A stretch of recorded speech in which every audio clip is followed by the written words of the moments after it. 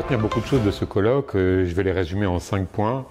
Le premier, c'est d'augmenter la connaissance que la population peut avoir de l'existence de problèmes de santé mentale.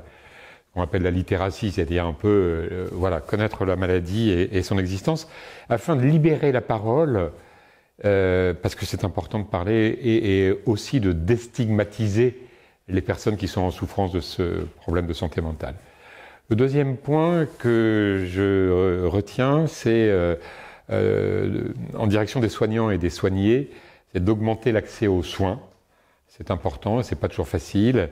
Et du côté des soignants, eh bien, d'accroître leur formation, leurs compétences, et puis de tout faire pour leur donner plus de temps pour une écoute. Parce qu'il n'y a pas d'écoute sans temps et il n'y a pas de prise en charge sans écoute.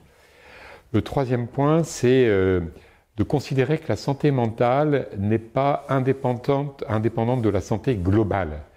Il ne faut pas forcément distinguer et séparer les deux. La santé mentale fait partie de la santé globale, et la santé globale a un impact sur la santé mentale, donc dans les deux sens, y compris dans ses déterminants, c'est-à-dire la nutrition, le stress, le sommeil, l'activité physique, tous ces éléments-là ont un rôle important, la santé métabolique, la santé intestinale, voilà. Donc il faut pas trop distinguer les deux. Bien sûr, les maladies psychiatriques, on les met un petit peu de côté.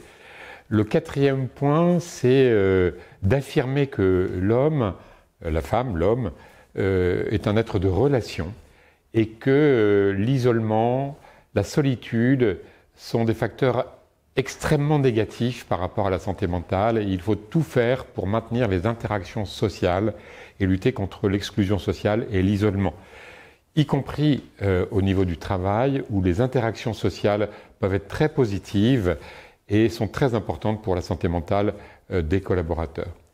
Et le dernier point que je voudrais souligner, c'est que beaucoup de bonnes choses se font, et il faut qu'on garde l'espoir, parce que c'est un élément important, et je vais même un peu plus loin. Ce qui manque parfois aussi pour chacun d'entre nous, c'est une espérance par rapport au sens de la vie, au sens de l'existence.